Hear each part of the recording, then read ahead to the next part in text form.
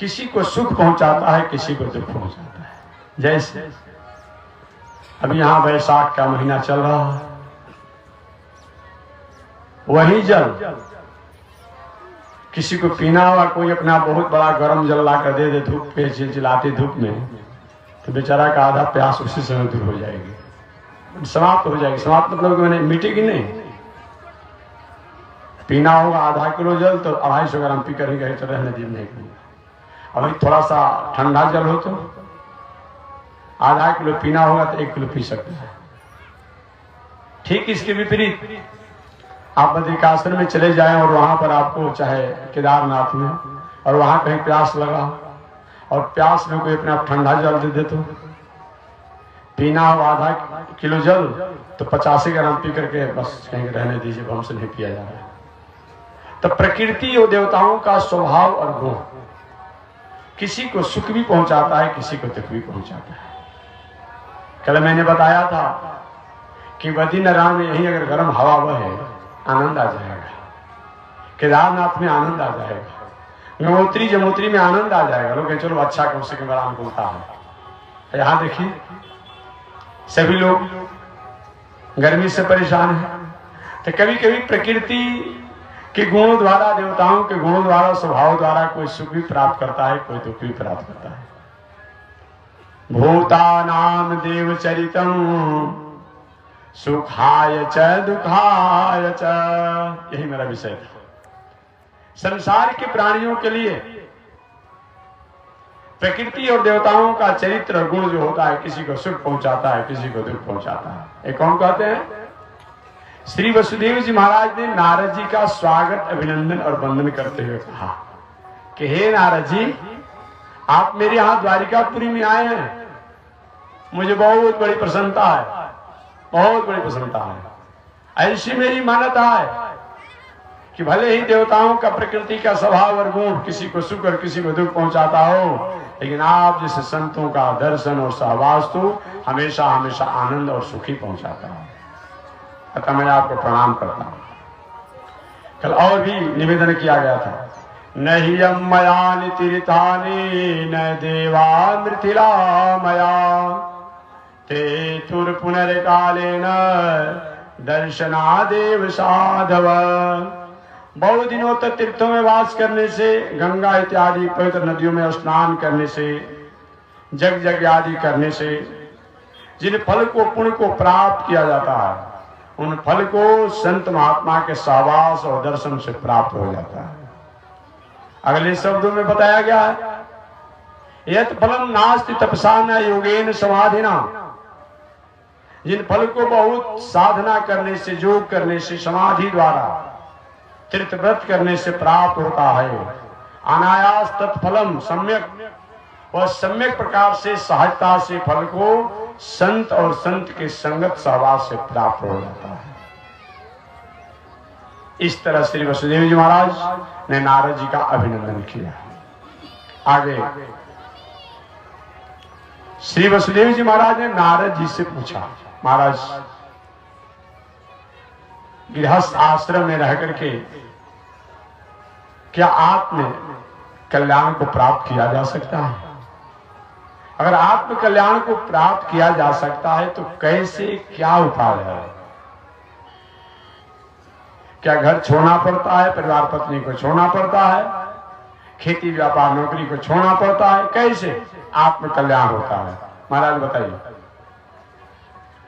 श्री नारद जी ने कहा, हे देवर्षि, हे वसुदेव जी महाराज, गृहस्थ आश्रम में रह करके भी उन परमात्मा को जाना जा सकता है, समझा जा सकता है, स्वीकार किया जा सकता है, जिनको प्राप्त करने के लिए बड़े बड़े साधक बहुत बड़ी साधना आराधना करके प्राप्त करते हैं।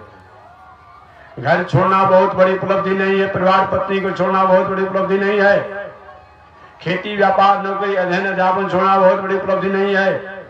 उपलब्धि है कि हमारा उद्देश्य और लक्ष्य किस तरफ है, यही है। हमेशा मैं निवेदन करते रहता हूं, जेल बंधन का कारण नहीं है, जेल बंधन का कारण नहीं है। हमारा उद्देश्य, सरकार, नीति, समाज के विपरीत है तो जेल हमारे लिए बंधन का कारण है। हमारा कार्य उद्देश्य नीति अगर कहीं सरकार समाज के अनुकूल है तो वह जेल ही हमारे लिए आनंददायक है। जेलर बनने के लिए, जेल सुपरिटेंडेंट बनने के लिए बहुत बड़ा परीक्षाएं देनी पड़ती है, पैरवी करना पड़ता है, और तब जेलर और जेल सुपरिटेंडेंट बना जाता है। अगर बंधन का कारण होता तो जिस जेल में कैदी रहते हैं उसी जेल में जेल सुपरिटेंडेंट रहते हैं, जेलर साहब भी रहते हैं, लेकिन जेलर साहब को थोड़ा भी भय नहीं होता है, वो भी उधर रहते हैं। क्यों? उन्होंने समाज और सरकार की नीतियों का सहर्ष स्वीकार किया है। इससे वे जेल में रहकर के भी आनंद को प्राप्त करते हैं। अपराधी कैदी ने समाज और सरकार की नीतियों का उल्लंघन किया है, अतः वह समय लेता है अपने परिवार से भेंट करने के लिए। हमको 5 मिनट का भेंट कराने का मौका, उसके लिए जो भेंट कराने वाला होता है कुछ लेता है तब भेंट कराता है। ये सरकार का कानून नहीं है, वो लेकर कराते हैं। कहीं भाई पैरवी होता है तो थोड़ा सा कुछ न कुछ करना ही पड़ता है। इसलिए संसार बंधन का कारण नहीं है। जो लोग कहते हैं कि संसार बहुत बड़ा झंझट है, कहां जाएंगे, कहां शांति आपको मिलेगी? कहीं भी आप जाएंगे संसार से आप अलग हैं ही नहीं, झंझट से आप अलग हैं ही नहीं। कहीं भी जाएंगे वस्त्र चाहिए ना, भोजन चाहिए ना, ठीक है। समाज के भोजन की व्यवस्था की आप करने में झंझट मानते हैं, अपना भोजन किसी कहना पड़ेगा ना। समाज को दवा, भोजन, वस्त्र की व्यवस्था में झंझट मानते हैं, अपने वस्त्र की व्यवस्था करना पड़ेगा ना। समाज के रहने के लिए, खाने के लिए आप झंझट मानते हैं, अपने रहने की व्यवस्था करना पड़ेगा ना। कहां लगा? इसीलिए दर्शन में, वेदांत दर्शन में निवेदन किया गया है कि जो लोग कुछ आज के विचारक कहते हैं कि हम अपने आप में संन्यास का अर्थ करता है कि हमने शिखा का त्याग कर दिया, जनेऊ का त्याग कर दिया, इसी को संन्यास मानता है। शिखा जनेऊ तो त्याग कर दिया, लेकिन शिष्य को त्याग कहां किया? शिष्य को कहां त्याग किया? ये झंझट नहीं है, ये बंधन नहीं है, उसमें फंसे रहते हो और कहते हो कि हम संन्यास लिए हैं। कभी कोई त्याग कर ही नहीं सकता है, कभी कोई त्याग कर ही नहीं सकता अपने आप में। भले हम समाज को समझा दे कि हम त्याग कर रहे हैं, लेकिन वो नहीं सकता है। जब त्याग नहीं होगा तब हम जुटिए जाए इसी तरह से। परिवार को छोड़ नहीं पाते हैं तो परिवार को कम से कम अपने आप में जोड़ तो लिया जाए, ये बताया गया है। ऐसे विचार करते हुए, जैसे हमेशा मैं कहता हूं कि नौका को जल में ही रहना चाहिए। क्या चीज? नौका को जल में ही रहना चाहिए। नौका को जल से बाहर हटा दिया जाए, नौका टूट जाएगी, फूट जाएगी, कोई मतलब नहीं होता है। लेकिन नौका में अगर जल आ जाए तब नौका डूब जाएगा। नौका में जल अगर भर जाए तब नौका डूब जाएगी। और जल से नौका को अलग कर दिया तब नौका टूट जाएगी। दोनों में समस्या। नौका को जल से बाहर रख दिया जाए तो अब इस समय वैशाख जेठ में एक ही महीना में नौका अलग अलग से दरार हो जाएगा, टूट जाएगी, सिकुड़ जाएगी। तो नौका को तो जल में रहना ही चाहिए, लेकिन हटाओ सब नौका को तो अपने आप में जल में रहना ही चाहिए, लेकिन नौका में अगर जल भर जाए तो नहीं निकालेंगे तो नौका डूब जाएगी। हम संसार में रहें, संसार के वस्तु व्यवस्था व्यवहार में रहें, लेकिन संसार हमारा है ऐसा जान करके अपने में मत बैठाइए। ऐसा जान करके संसार की वस्तु व्यवस्था व्यवहार को मत बैठाइए।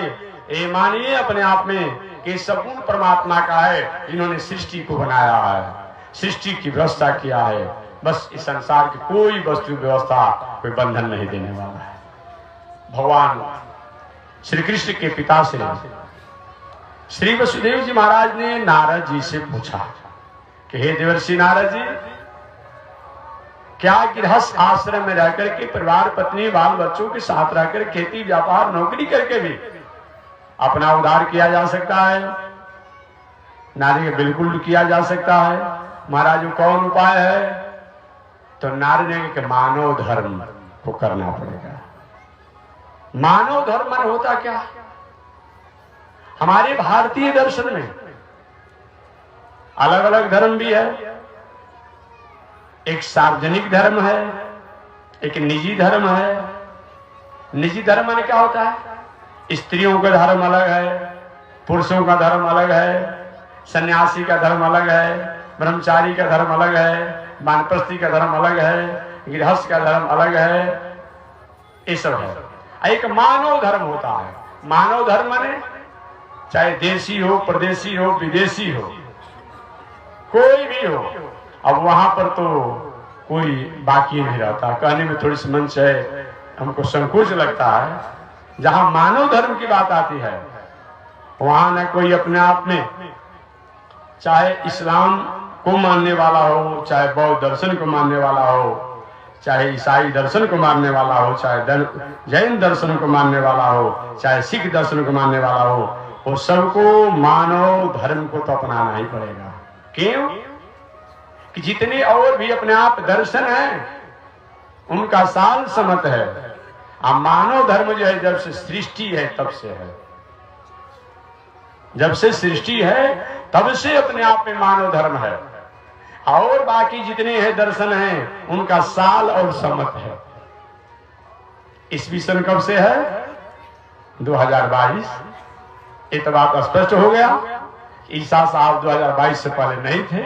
और जब ईसा साहब 2022 से पहले नहीं थे तो ईसाई दर्शन भी नहीं हो। इसको धर्म का धर्म तो है नहीं। धर्म तो एक ही अपने आप में सनातन धर्म है, सनातन वैदिक धर्म है। ये सब दर्शन है। दर्शन का मतलब क्या होता है? दर्शन का मतलब क्या होता है? दृश्यते प्रभासते जायते ज्ञायते इति दर्शन।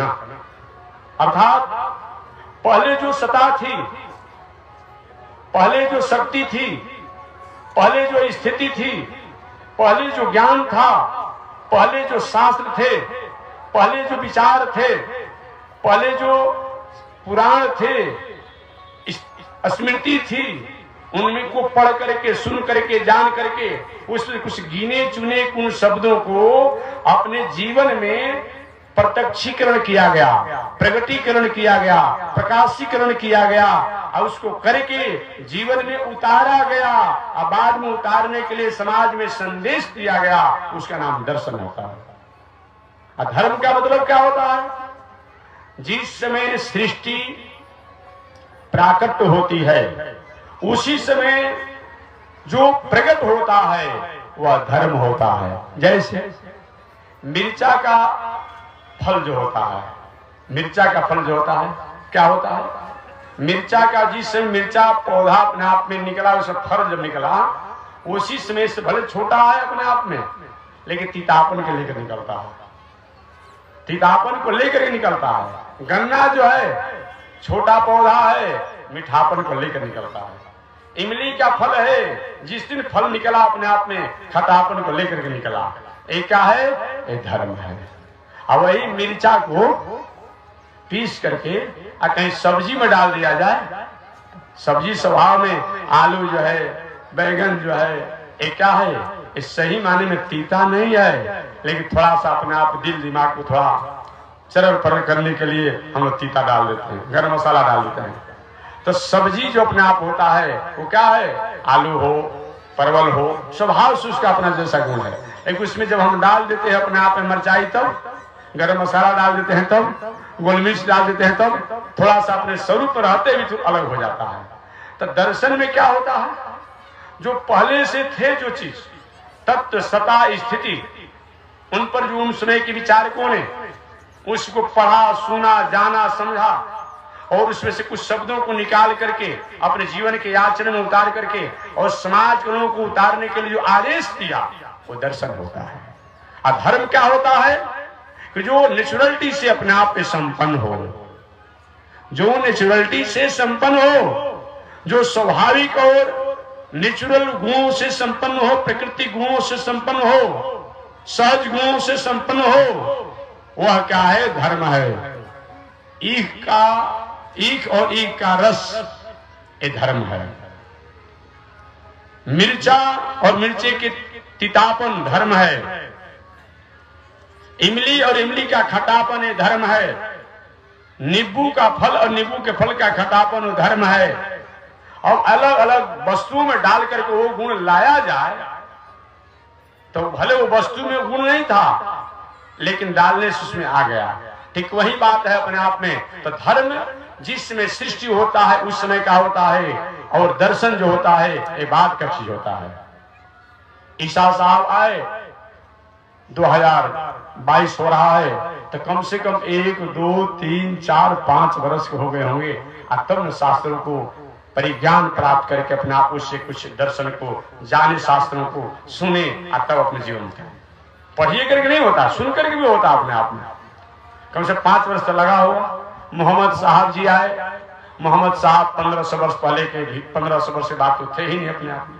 तो 1500 वर्ष हुआ, उनसे 2-4 वर्ष कमी हो रहा, 1000 मैंने बेसी अधिक से मैं बता रहा हूँ, 1500 वर्ष के भीतर के है अपने आप में।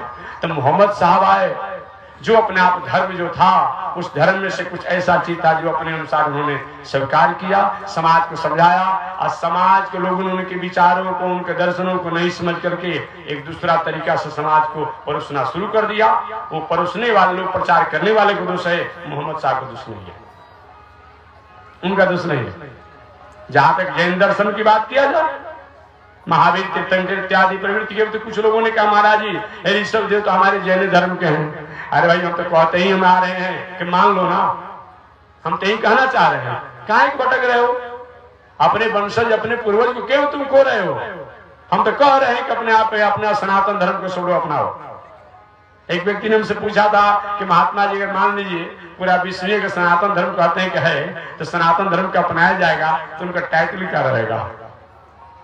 हमसे पूछा कि व्यक्ति ने प्रश्न कर दिया कि आप कहते तो हैं तो सनातन धर्म का अपने आप होगा तो उनका टाइटल क्या रहेगा, विवाह कहाँ होगा?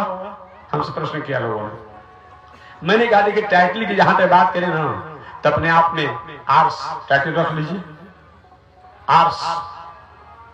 आर्स रख लीजिए, सनातन रख लीजिए, क्योंकि सनातन सृष्टि के प्रारंभ का अपने आप है। कौन भी झगड़ा की बात है? कोई झगड़ा की बात है। सनातन रख लीजिए अपना पदवी को, अपने टाइटल को। लेकिन आइए तो अपने आप में कहा कि हमारा विवाह शादी कहाँ होगा? हमने पहले जैसे करते थे, क्या बिगड़ा हुआ अपने आप में? बताया ही क्या कि अपने केवल कुल खानदान को बढ़ा करके अपने स्वजाति में करना चाहिए। धर्म जो है अपने आप में एक ही है, बाकी दुनिया में जो भी है वो विचार है, विचार है, दर्शन है, धर्म नहीं है। हो भी नहीं सकता है, क्योंकि विचार दर्शन बाद में प्रकट होता है और धर्म सृष्टि के प्रारंभ में प्रकट होता है। अन्यथा ये बात नहीं मानेंगे तो उन विचारकों को, उन दार्शनिकों को ये सिद्ध करना पड़ेगा। तो क्या 2022 तक ही अपने आप सृष्टि का प्रारंभ 2022 से हो रहा है? ये सृष्टि कब से है? 2022 से है। ये सृष्टि कब से है? क्या 1500 पहले से है? ये सृष्टि कब से है? क्या 500 वर्ष से है? ये सिद्ध करना पड़ेगा उनको। अगर ये नहीं मानेंगे तो उनको सिद्ध करना पड़ेगा, समझाना पड़ेगा, बताना पड़ेगा। जब कहते कि नहीं अपने आप में मोहम्मद साहब ही अपने आप सब कुछ हैं, ईसा साहब ही सब कुछ हैं, अपने आप में महावीर तीर्थंकर ही सब कुछ है, अपने आप में बौद्ध ही सब कुछ अपने आप में है, और वो कहते हैं अपने आप में, वो कहते हैं अपने आप में कि गुरु गोविंद जी ये सब कुछ अपने आप में है, गुरु नानक जी सब कुछ है, और कहते हैं तो पूछना चाहिए कि आखिर सृष्टि के प्रारंभ में कौन धर्म था?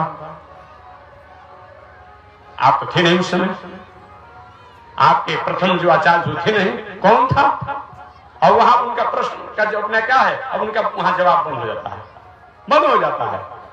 लोगों को समझाने के लिए भले आप कुछ कह देते हैं, लेकिन जहां तक प्रमाणिक बात किया जाए अपने आप में, उनसे उन्हीं से पूछा जाए कि जितने दिन के वो लोग हो रहे हैं उनसे पहले आखिर उतने समय का सृष्टि एक पहले भी था, और पहले था तो अपने आप उसमें कौन थे? आके तो कोई थे नहीं आदमी, क्योंकि सबसे प्रधान आचार्यों को अपने आप ने बता दिया। इसलिए और दुनिया में जो है वह दर्शन है और सनातन वैदिक धर्म है, सनातन वैदिक धर्म है।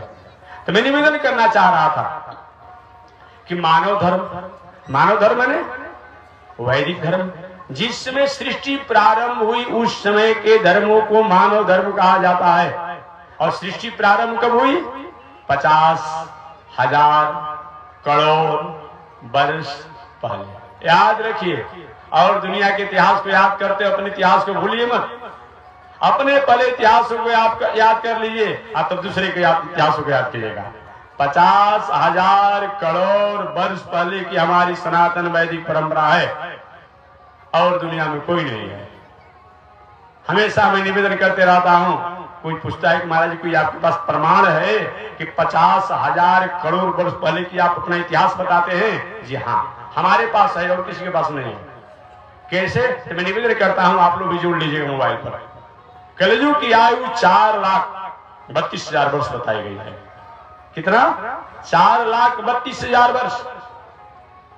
और कलयुग की आयु में 2 का गुणा कर दिया जाता है तो द्वापर युग की आयु हो जाती है। कलयुग की आयु में 3 का गुणा किया जाता है, त्रेता युग की आयु होती है। और कलयुग की आयु में 4 का गुणा किया जाता है तो सतयुग की आयु होती है। याद हो गया? 4,32,000 वर्ष में 1 का गुणा करेंगे तो कलयुग की आयु 4,32,000 वर्ष में 2 का गुणा करेंगे तो द्वापर युग की आयु 4,32,000 वर्ष में 3 का गुणा करेंगे तो त्रेता युग की आयु और 4,32,000 वर्ष में 4 का गुणा करेंगे तो सतयुग की आयु हो जाती है। इसी को एक चतुर्युगी कहा जाता है। ऐसे ये चारों युगों को 71 बार बीतने में, चारों युगों को 71 बार बीतने में जितना समय लगता है, एक मनु का शासन काल होता है। एक मनु का शासन काल होता है। और इस तरह से 14 गो मनु लोग शासन के कार्यों को करते हैं। और 14 मनु के शासन काल को बीतने में जितना समय लगता है वो ब्रह्मा जी का एक दिन होता है। गुणा कर लीजिएगा, बाद में अभी भी समझ लीजिएगा, पुनः एक बार समझ लीजिएगा। चारों युगों को बीतने में जितना समय लगता है उसको एक चतुर्युगी कहा जाता है। ऐसे चारों युग जब 71 बार बीत जाता है तो एक मनु का शासन होता है, काल पूरा होता है। इस तरह 14 गो मनु लोग शासन करते हैं। तो 14 मनु के शासन करने में जितना समय लग जाता है उतना ब्रह्मा जी का एक दिन होता है। और उस आयु से ब्रह्मा जी 100 वर्ष जीते हैं। अभी ब्रह्मा जी का 50 वर्ष बीता है उस आयु से। याद हो गया? इसीलिए हम लोग जब पूजा पाठ करते हैं तो दिव्य परार्ध है। कभी ब्राह्मण देवता लोग विद्वान लोग पूजा करते हैं तो दिव्य परार्ध कहते हैं। माने जो आयु बताया गया ब्रह्मा जी का उसका आधा बीत गया है। जब ब्रह्मा जी की आयु पूरी हो जाती है 100 वर्ष, आयु जब पूरी हो जाती है तो ब्रह्मा जी को बहुत गाढ़ी नींद में सो जाते। हम लोग भी काम करते करते करते करते जब थक जाते हैं तो सो जाते हैं। और सो जाने के बाद अब घर में से कौन सामान लेकर कहाँ चला जाएगा, क्या हो जाएगा, कोई पता चलता है? कोई बताएगा नहीं। तो वही हाल होती है। ब्रह्मा जी जब अपने आप में उस आयु से 100 वर्षों तक जब आयु बिता लेते हैं तो बिताने के बाद ब्रह्मा जी को नींद लगती है, सोते हैं। और सोने के बाद दुनिया में महाप्रलय होता है, महाप्रलय होता है। इस हमेशा मैं निवेदन करता हूं, अभी महाप्रलय नहीं होगा, नहीं होगा, नहीं होगा। संग्राम चलते रहेंगे, देश में, प्रदेश में, विदेश में, गांव में, घर में, जिला में होते रहेगा। अणु बम, एटम बम, हाइड्रोजन बम, अपने आप में इलेक्ट्रॉन, प्रोटॉन, न्यूट्रॉन, जो कुछ भी आपको आविष्कार करके बनाना हो बनाते रहिए, छोड़ते रहिए, अपने आप होते रहेगा। विनाश होगा, सर्वनाश, विनाश होगा, सर्वनाश नहीं होगा। सर्वनाश तो उस समय होता है जब ब्रह्मा जी गाढ़ी नींद में सो जाते हैं।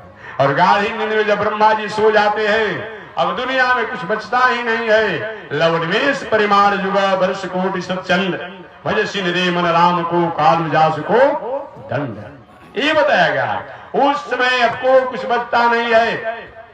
सारी प्रकृति के तत्व ये अपने आप में एक सूक्ष्म हो जाती है और सूक्ष्म होकर के अपने आप में बच जाती है। बाकी कुछ बचता होता नहीं है। लेकिन बहुत बड़ा है। हुआ था ना, मैं कुछ दिन पहले 2010 में मैं बंगाल में था, क्योंकि मेरा भले ही जन्म क्षेत्र कहीं हो लेकिन कर्म क्षेत्र मैंने 4 प्रदेशों को मुख्य बनाया, बंगाल, बिहार, उत्तर प्रदेश, झारखंड। इसके द्वारा वैदिक परंपरा के अपने आप में भगवान की आज्ञा से, भगवान की कृपा से अपने आप में जो सत संदेशों को सुनाया जाए, मानना नहीं मानना, करना नहीं करना, इस समाज की अपने आप जिम्मेदारी बनती है, लेकिन सुनाना इस संत की जिम्मेदारी बनती है। याद रखिए। तो मैं बंगाल में था उस समय, हावड़ा विशाली घाट, हावड़ा विशाली घाट में था। उसमें बहुत चल रहा था, कुछ लोग रो रहे थे, कुछ लोग हंस रहे थे, कुछ लोग खा भी रहे थे। एक महानुभाव आए, पत्रकार महोदय जी आए, कि महाराज लोग रो रहा है। क्यों रो रहा है? कि कौन तो वैज्ञानिक ने घोषणा कर दिया है कि कोई बचेगा ही नहीं। तो हमने बचेगा नहीं तो अपने आप रोने से थोड़ी कोई अपने आप रुक जाएगा।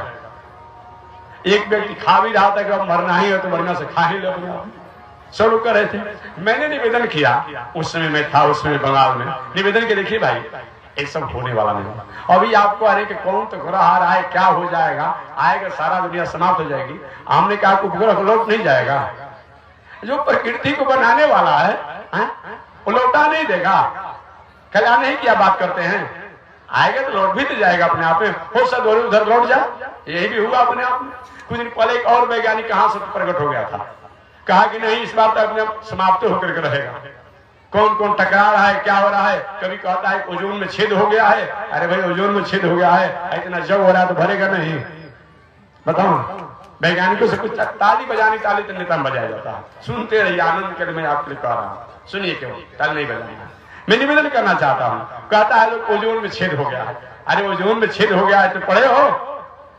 कहता है लोग नास्तिक लोग कहे कि महाराज इतना जग तिल जरवा देते हैं, घी जरवा देते हैं। पढ़े अपने आप है, नहीं तो किसी वैज्ञानिक से पूछो, उसको कहीं का संपर्क हो तो विज्ञान को पढ़े अपने आप, जी के नॉलेज को पढ़े। एक तिल जो है, एक घी जो है और हवनीय पदार्थ जो है, इनकी आहुति करने से अपने आप क्या होता है कि ये ओजोन में जो छेद होता है, ओजोन का छेद भी भर जाता है। ये भी जानिएगा, ऐसी खासियत है। अब धीरे धीरे वैज्ञानिक आ रहा है ना कि धीरे धीरे अपना बैलेंस में आ रहा है।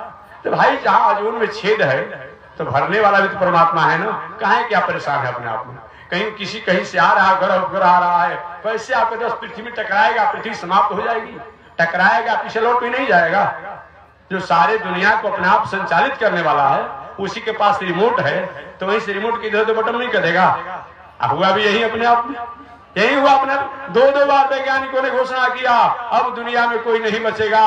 देख ली क्या हुआ, देख लिए क्या हुआ।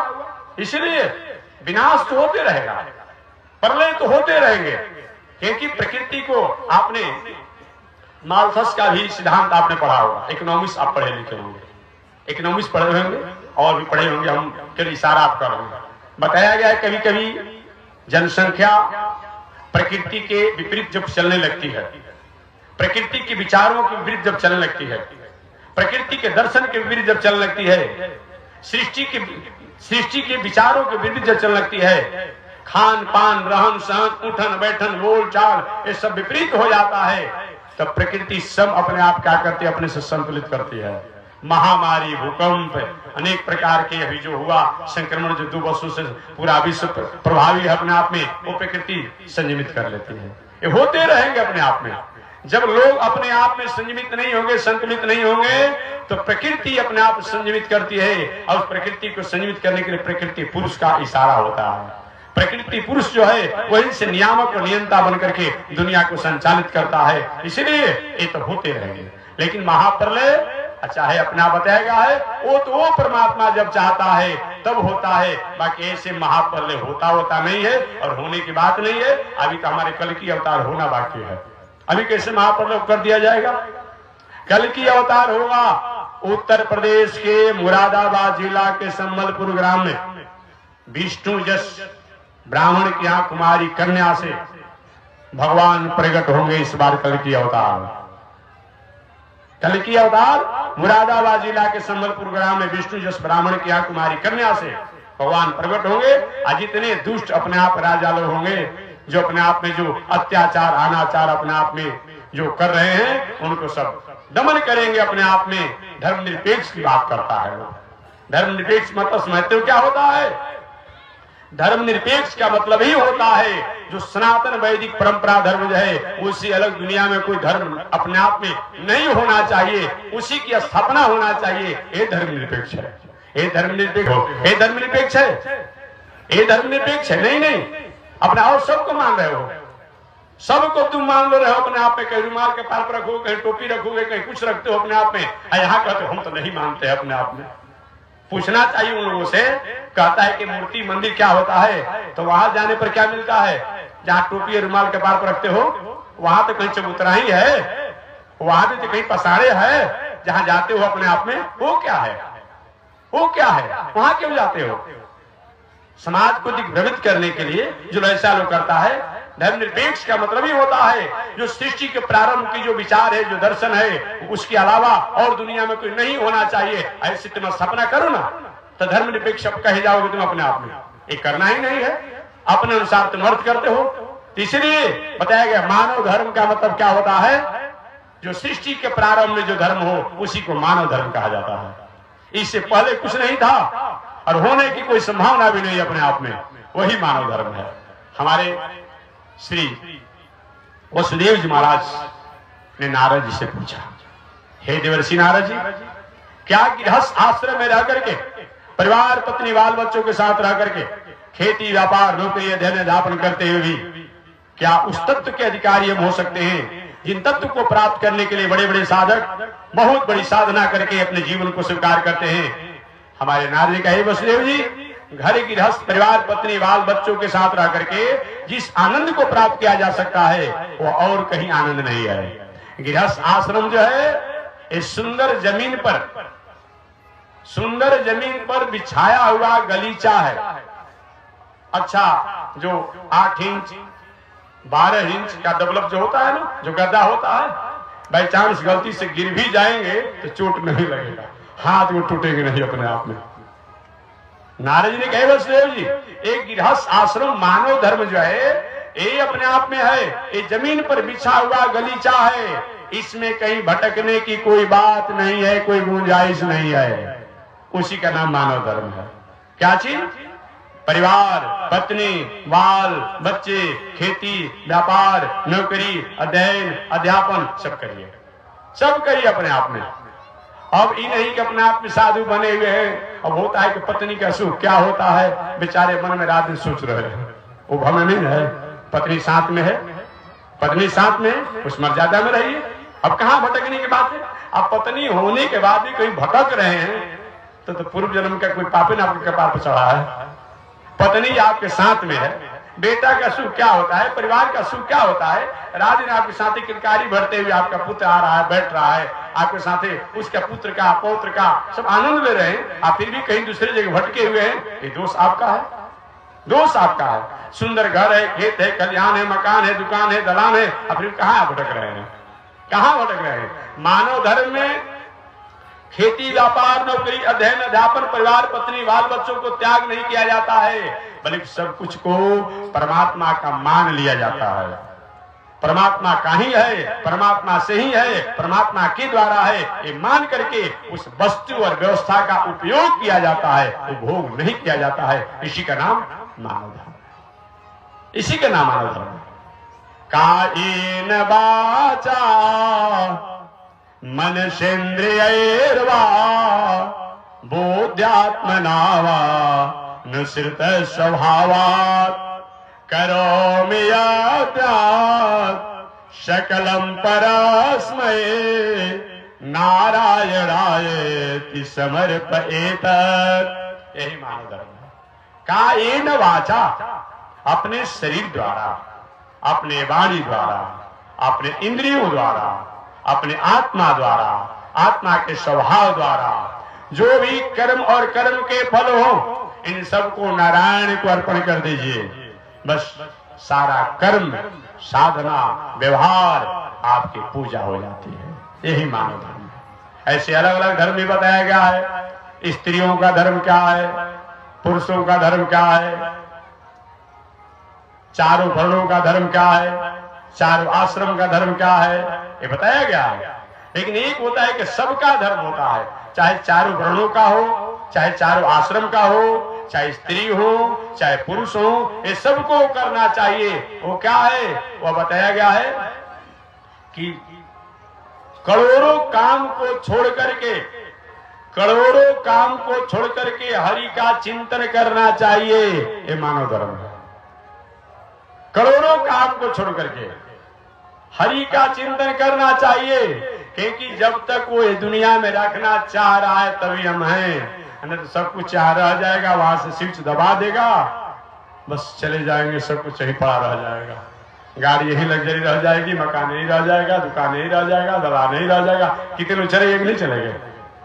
आने वाले जो संक्रमण 2 वर्षों से प्रभावित था, कितने लोगों का बहुत सुंदर इंसान भवन बनाए थे, चलो 10 वर्ष कम से कम थोड़ा सा अच्छा रहेंगे, जैसे वहां से स्विच दबा दिए चले गए। और जिसको रहना रह रहा है, जिसको रहना हो रहा है अपने आप में। इसलिए बताया गया है कि जिनके द्वारा अपने आप में ये वस्तु व्यवस्था को हमने स्वीकार किया है, उनके प्रति अपने व्यवस्था को संभाल दीजिए, संभाल दीजिए, इसी अपने आप में। यही मानव धर्म। मानव धर्म में पत्नी के साथ रहिए, लेकिन ये मानिए कि भगवान ने बहुत बड़ी कृपा किया है, तो हम तो अलग भजन करने वाले थे, हमारी पत्नी भी अच्छी है, ये मान कर दोनों वाले पूजा कीजिए। अकेले करे में थोड़ा झंझट था, पूजा करने बैठ रहे हैं और पति ने ला करके पूजा के सामान रख दिया। भगवान की कृपा मान करके अपने आप में यही तो होना चाहिए। संत को सेवा करना हो, आप खिलाना चाहते थे, पत्नी आकर सामान रख दिया, ये होना चाहिए। परिवार रख दिया, माने जिस कार्य में, जिस व्यवहार में हम हर स्थिति में परमात्मा के हमारे ध्यान बना रहे, चिंतन बना रहे, निधिध्यासन बना रहे, तो समझ यही मानव धर्म है। मानव धर्म में बताया गया है कि वस्तु व्यवस्था व्यवहार को परमात्मा के प्रति अर्पण करके, समर्पण करके और उनका मान करके उस वस्तु का उपयोग करना, उपभोग नहीं करना है। लक्ष्मी उपयोग की वस्तु है, उपभोग की वस्तु नहीं है। माता उपभोग की वस्तु नहीं है, उपयोग की वस्तु है। माता उपयोग की वस्तु क्या है? समय से प्रणाम कीजिए, समय से सेवा कर दीजिए, मधुर वचन बोल दीजिए, उसके 2-4 शब्दों को सुन लीजिए, ये माता का क्या है? उपयोग है। अब भोग, अब उसका उपभोग करेंगे तब भ्रष्ट हो जाएंगे, पतित हो जाएंगे अपने आप में। इसी प्रकार से लक्ष्मी उपयोग की वस्तु है, वो भोग की वस्तु नहीं है। जब जब भी लक्ष्मी का उपभोग किया जाता है, एक व्यक्ति ने भी आज हमसे पूछे थे, तो मैं बहुत उनको जवाब नहीं दिया, थे अपने आप में समाज सेवी थे। उन्होंने कहा कि महाराज जी तो अपने आप में धार्मिक व्यक्ति का भी कोई मतलब नहीं है, कुछ कोई से बात था अपने आप में जो उनको नहीं हो रहा है अपने आप में। तो कहे कि महाराज तो धर्म करने का क्या मतलब होता है? हमने कैसे आपने धर्म को परिभाषित कर दिया? कोई हाथ में धागा पहन लिया धार्मिक हो गया, इन आप मानते हैं? कोई नवरात्र के लिए धार्मिक हो गया, कोई शिवरात्रि के लिए धार्मिक हो गया, कोई छठ के लिए धार्मिक हो गया, यही धर्म की परिभाषा है, यही धर्म की परिभाषा है। ऐसे कर बहुत से लोग हैं अपने आप में। धर्म की परिभाषा का मतलब होता है कि हमारे द्वारा जो भी जीवन में अच्छे कर्म क्या हो रहे हैं, बुरे कर्म क्या हो रहे हैं, उस पर एक डायरी बनाइए और डायरी बना करके अच्छे और बुरे कर्म दोनों को टैली कीजिए और टैली करने के बाद अब निर्णय कीजिए कि हमारा बुरा कर्म का परसेंट अधिक हो रहा है, अच्छा कर्म का परसेंट अधिक हो रहा है, और तब बुझाए कि आप धार्मिक है कि नहीं धार्मिक है। 5 रुपया के लिए जाना चाहते हैं रोज हनुमान जी के यहाँ, आज शंकर जी के यहाँ, आज 5,000 रुपया के रोज बेईमानी करते हैं, धार्मिक कहलाएंगे? महाराज रोज हनुमान जी के 5 रुपए का हजार हम पहुंचा देते हैं। अरे 50,000 रुपया आप 5 लाख रुपया रोज बेईमानी करते हो, 5 रुपया चढ़ाते हो तो घटा लो।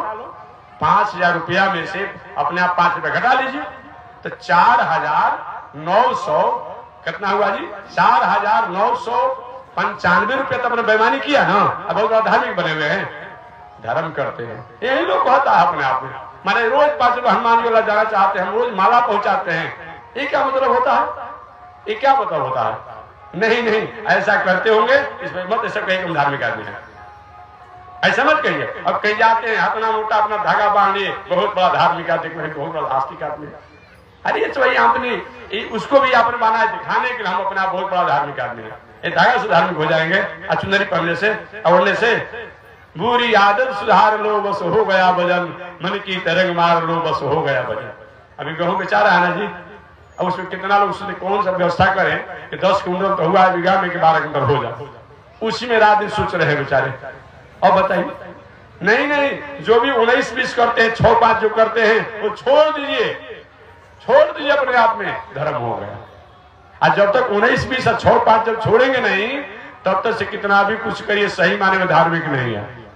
कभी भी धार्मिक व्यक्ति पर समस्याएं तो आती है, लेकिन समस्याओं का समाधान अपने आप में हो जाता है, याद रखिएगा।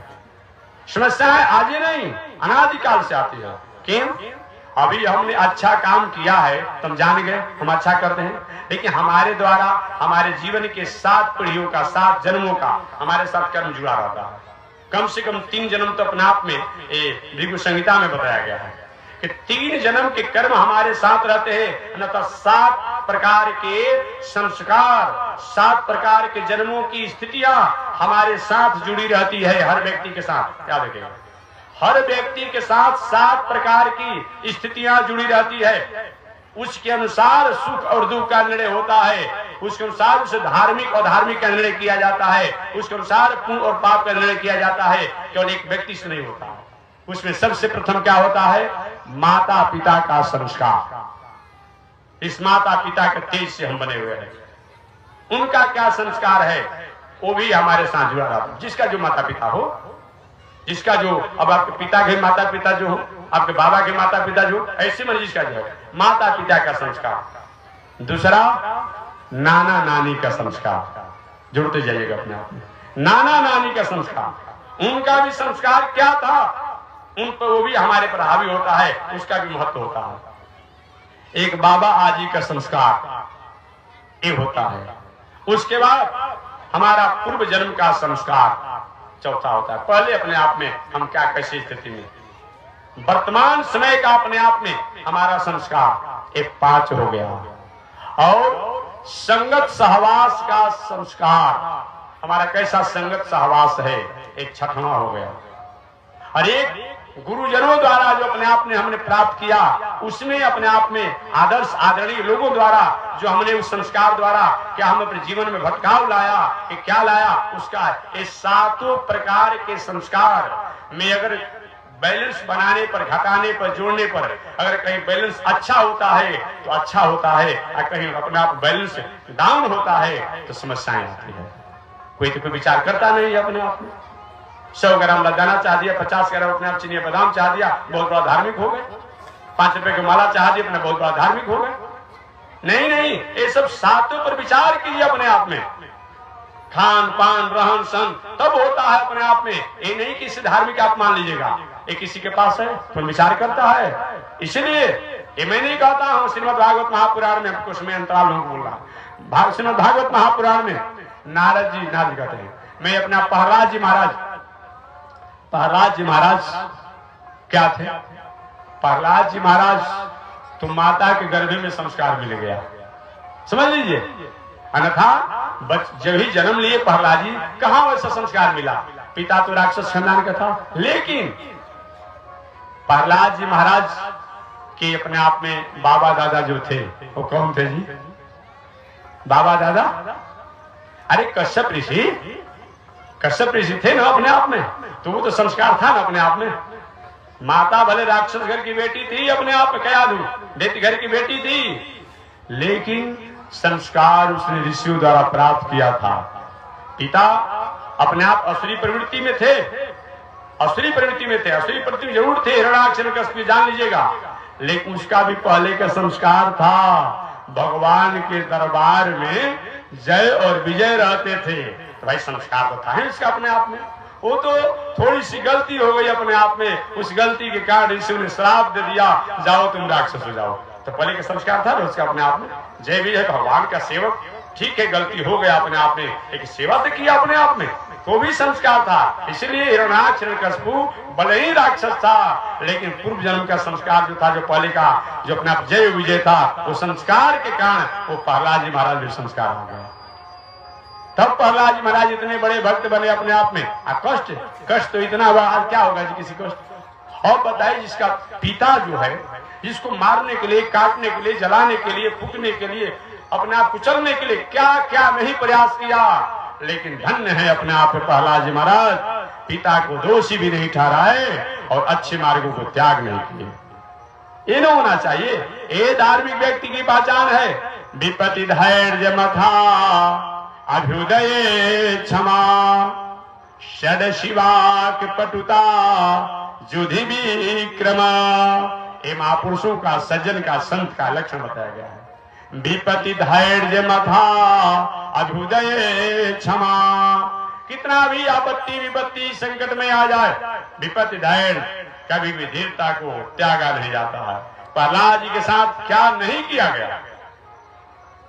पर्वतों से फेंका गया, चट्टानों से दबाया गया, हाथी के पैरों से कुचलवाया गया, अग्नि में जलाया गया, जल में डुबाया गया, सर्पों से डसवाया गया, विषमिश्रित लड्डू खिलाया गया, क्या नहीं किया गया।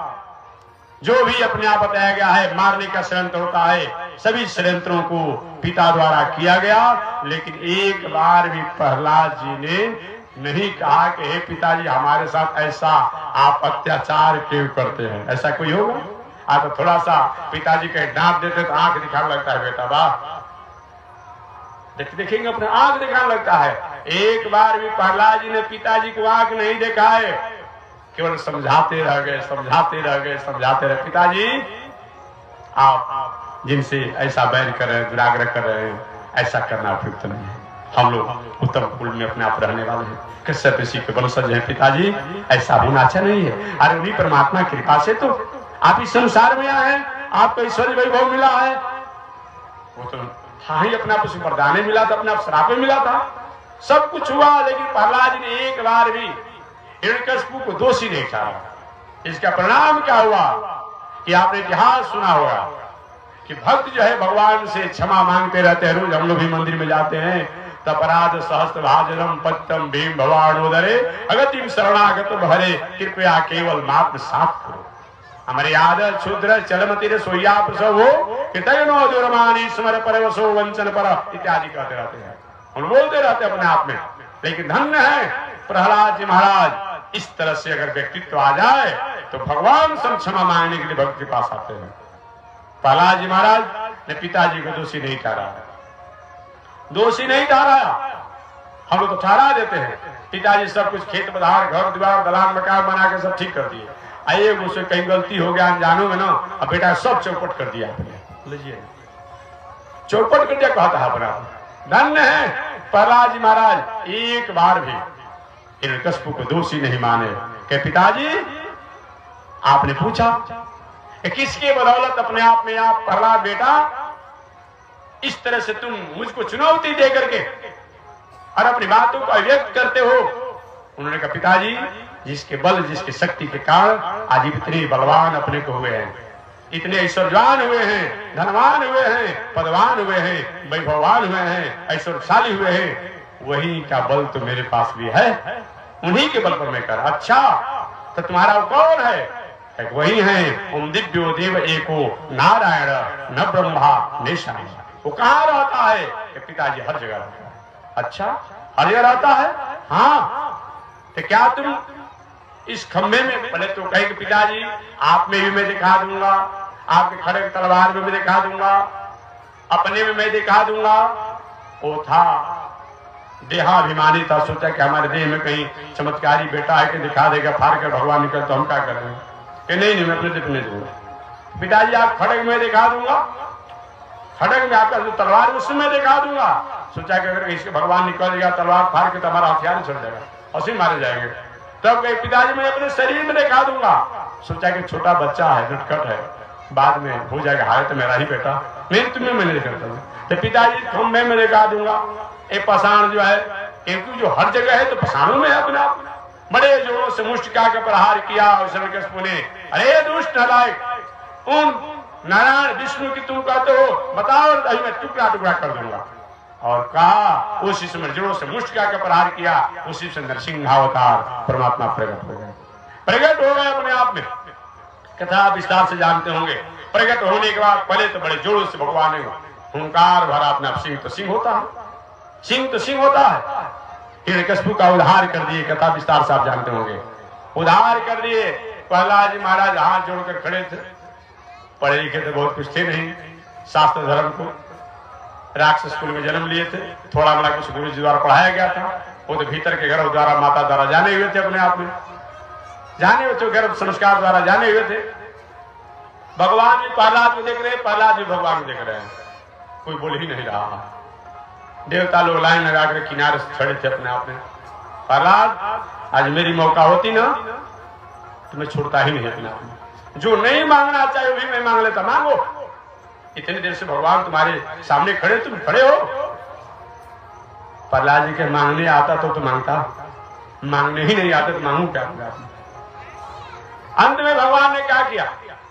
अपने शंख को कपोल पर स्पर्श कर दिया। शंख जो है ज्ञान का सूचक है, शंख जो विद्या का सूचक है, शंख जो है शांति का सूचक है, शंख जो है जय का सूचक है, शंख जो है विजय का सूचक है। अस्फुरत् सहस्त्रार शिखाति तीव्रम सुदर्शनम भास्कर कोटि तुल्यम सुरदिशां प्राण विनाश विष्णु चक्रम सदाहम शरणं प्रपद्ये विष्णु मुखोत्थानपुरुषस्य जस्य ध्वनिर्दारो निपहंता तम पांच जन्म कोटि शुभ्रम शंखम सदाहम शरणं प्रपद्ये। ये शंख जो है केवल बजाने का नहीं, शांति का सूचक है, आनंद का सूचक है। आज भी नित्य शंख का पूजा किया जाए तो घर में शांति, आनंद और लक्ष्मी की कृपा होती है। लेकिन याद रखिएगा, एक लोग व्यक्ति ने पूछते हैं, अब जिस शंख से पूजा कीजिए शंख को, उसको बजाइए मत, और जिसको बजाते हैं उसको पूजा मत कीजिए। जिस शंख को आप बजाते हैं, आपके नाती पोता को नहीं बजाना चाहिए। यानी कि शंख घर में रखा हुआ है, आप पैसा पूरे गांव में दे रहे हैं अपने आप में, उनके क्या सत्तर कथा में उनके नहीं, ऐसा नहीं होना चाहिए। याद रखिएगा, शास्त्र का नियम है कि आसनम वस्त्रम जया कमंडलो, अपना आसन बैठने वाला जो होता है अपने लिए पवित्र होता है, अपना लंगोटी जो है अपने लिए पवित्र होता है। यानी कहीं अपने आप दूसरा के लंगोटी का दूसरा का इन्फेक्शन हो जाएगा तब क्या होगा? अब लंगोटी या काछा पैसा देने का चीज नहीं है, याद रखिएगा। आसनम, अपना आसन पैसा देने के, आसनम वस्त्रम, लंगोटी जो है ये भी पैसा देने का चीज नहीं है। जया, अपनी पत्नी अपने लिए पवित्र होती है। आपकी पत्नी हो और कहीं माह का समय आता हो, 10 दिन थोड़ा सा स्नान करने में कहीं कंजूसी कर देती हो, अपने आप में दिन इधर उधर पूछ पाछ कर रह जाती हो, तो आपके लिए पवित्र है। आप दूसरे की स्त्री त्रिकाल स्नान करने वाली हो, छू देंगे तो पाप लगेगा। बात समझ में आ गया? पत्नी तो पत्नी अपने आप में। आसनम वस्त्रम जया, अरे अपना बेटा जो है, एक पुत्र जो है छोटा नन्हा लटक स्वभाव का है, अपने आप में पिताजी खा रहे, माताजी खा रहे, बिना स्नान बिना गोदी में बैठ गए और अपने आप खाने लगा, ठीक है हाथ में धोख बैठा कुआ दीजिए, कोई दोष नहीं है। आप कहीं सार के या वही कहीं अपने आप में क्या क्या होता समझ में नहीं आता है, किसका किसका कुआने में सब कुछ होता है, माइक को नहीं मैं बोल पाता हूँ। अब लोग क्या करता है, भाई का बेटा अपने आप में भूखे मर रहा, पढ़ने बिना इसी तरह से हो रहा है, और दूसरा कहाँ कहाँ के तो कौन नाता होता है, कहानी में थोड़ा माइक पर असंतुलन लगता है, उसी संबंध रखे हुए अपने आप में। आएंगे एक दिन की छुट्टी में कई बाहर से, तो भाई से बात नहीं करेंगे, लेकिन सार क्या साड़ू की बात हो जाएगा।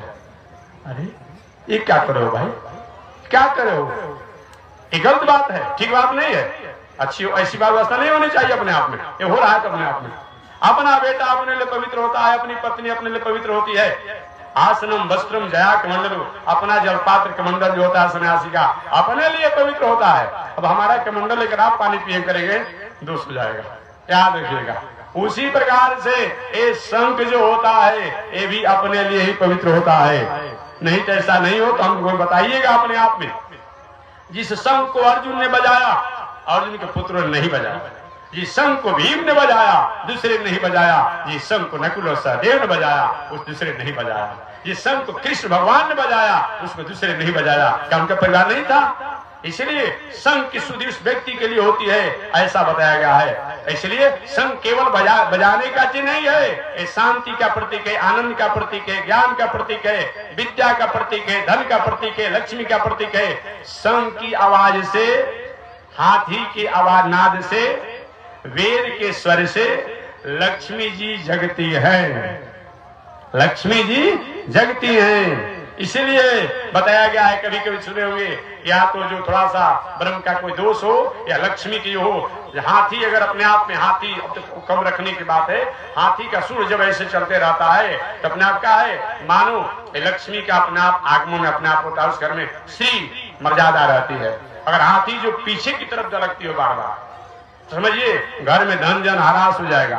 हाथी के आगे की तरफ झूमती रहती हो, वो तो अच्छी बात है, लक्ष्मी कृपा होती है, घर में ईश्वर कृति होता है। ये जानना चाहिए, ये हाथी का गुण है। जो हाथी पीछे की तरफ बार बार मशक रही हो, इसे धन का, जन का, पद का, प्रतिष्ठा का उस हाथी के द्वारा हरास होगा। और जो हाथी आगे की तरफ झूमती रहती हो और उसका ऐसा हाथ सुन जो उसे चलते रहता हो, उस लक्ष्मी का विकास होता हो। इसी प्रकार से वैदिक विद्वान जो होते हैं, सहस्त्र शिखा पुरुष सहस्त्राक्ष अपने आप में हस्त स्वर कंठ स्वर जो चलता है, इससे भी भगवान वेद भगवान प्रसन्न होते हैं, लक्ष्मी की कृपा होती है। और शंख के नाद से भी, शंख के पूजा से भी होता है। भगवान ने क्या किया, प्रहलाद जी के गाल में शंख सटा दिया। अब सटा दिया तो अब समझिए, और न जाने कहां से ज्ञान आ गया। अरे भाई देखिए, यहीं पर आपके पास चिप है ना जी, चिप है। अब देखिए, एक मैं अपने मोबाइल में डाल दिया, एक बटन दबा दिया, अब कहां से मंत्र सुनाने लगता है, कहां से भजन सुनाने लगता है। देर लगता है क्या? देर लगता है? देर नहीं लगता है। भगवान ने जो भी शंख सटाया और देखा अपलक नेत्रों से, और प्रहलाद जी महाराज स्तुति करने लगे, स्तुति करने लगे, प्रभु आप ही दुनिया के नियामक नियंता हैं, आप ही आधार अधेय हैं, आप ही सर्वशक्तिमान है, अघटित घटना पटियान है, नियामक है, नियंता है, सब स्तुति किए। भगवान ने कहा, बेटा प्रहलाद क्षमा कर दो ना, क्षंतव्यो में अपराध, क्षंतव्यो में अपराध। बेटा प्रहलाद मेरे अपराधों को क्षमा कर दो। देवता लोग भी हैरान हो गए, आश्चर्य हो गया। आज भगवान इस छोटा बालक प्रहलाद से अपराध क्षमा करने करे, भगवान ने कौन सा अपराध किया? देवता लोग सोच ही नहीं पा रहे, देवताओं की बुद्धि एक संकीर्ण होती है ना, सोच नहीं पाए। तो भगवान ने उस जवाब भी दे दिया। प्रहलाद कुछ बोले नहीं, फिर भगवान ने कहा, क्षंतव्यो में अपराध, बेटा प्रहलाद मेरे अपराधों को क्षमा करो। सब लोग आश्चर्य में थे कि आखिर भगवान द्वारा कौन अपराध हुआ भाई, कि भगवान क्षमा मांग रहे हैं। तो भगवान ने स्वयं उसका जवाब भी दे दिया कि बेटा आने में देर हुई, तुमको बहुत कष्ट दिया गया, फिर भी तुम अच्छे मार्गों का त्याग नहीं किया, इसलिए मेरे अपराधों को क्षमा करो। ऐसा कौन हो सकता है? कौन हो सकता है? इसलिए मैं कहना चाह रहा था कि 7 प्रकार के संस्कार जब आते हैं अपने आप में, तब व्यक्ति के गुण और दोष, हानि और लाभ, जय और विजय, और अपने आप सुख और दुख का निर्णय होता है। तो एक थोड़ा सा करने से नहीं होता है। वही मैं निवेदन करना चाह रहा था कि हमारे नारद जी महाराज ने कहा कि हे वसुदेव जी, उन भगवान को प्राप्त करने के लिए, उन भगवान को जानने के लिए मानव धर्म को अपनाना पड़ता है। मानव धर्म का मतलब कि खेती, व्यापार, नौकरी, अध्ययन, अध्यापन करते हुए, परिवार, पत्नी, बाल बच्चों के साथ रहते हुए, हर कर्म, हर व्यवहार, हर वस्तु में उन परमात्मा की आज्ञा, उन परमात्मा की भावना करके उन वस्तु व्यवस्था का उपयोग करना, यही क्या है? मानव धर्म है।